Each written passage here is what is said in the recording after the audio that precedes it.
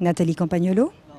Alors donc je suis avocat spécialisée en droit du travail et aujourd'hui je me suis déplacée au Conseil de prud'homme de Beauvais car j'assiste 176 salariés et anciens salariés de la société Caterpillar Matériel Routier.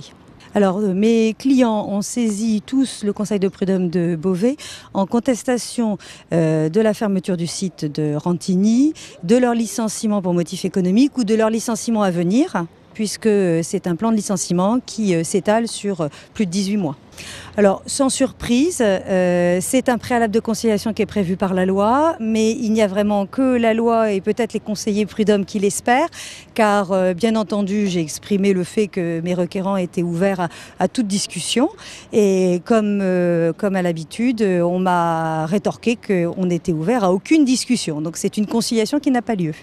Alors ce que je constate, c'est qu'on a un législateur qui, sans vergogne, et c'est la loi de M. Sapin, trouve que ça n'est pas très choquant d'inviter les directions à négocier un plan de sauvegarde de l'emploi. Donc on fait des accords majoritaires. En négociant de tels plans de sauvegarde de l'emploi, on donne à l'employeur la garantie qu'il licenciera tout le personnel qu'il souhaite licencier. Donc là, à ce stade-là, personne n'est très choqué qu'à ce moment-là, ce ne soit qu'une question d'argent.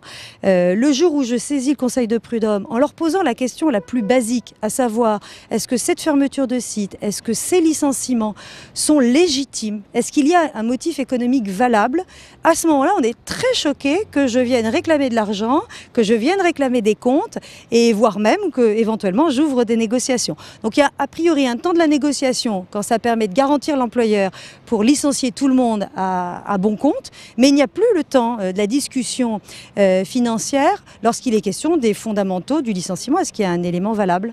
Très clairement, le législateur n'a pas mis le contrôle là où il fallait et au bon moment. Il y a un problème de chronologie. Pourquoi est-ce que c'est une fois que mes clients ont reçu leur lettre de licenciement qu'enfin le Conseil de prud'homme est habilité à examiner si ce licenciement qui est définitif, irrémédiable pour eux, a un motif.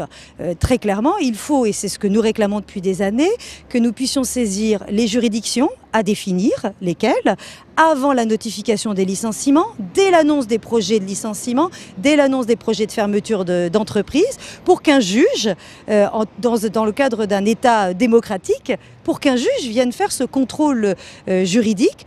On a un code du travail qui prévoit à son premier article, au chapitre des licenciements économiques, que de prime abord, l'employeur doit justifier de ce motif.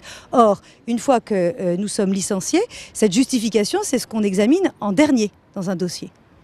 Merci beaucoup.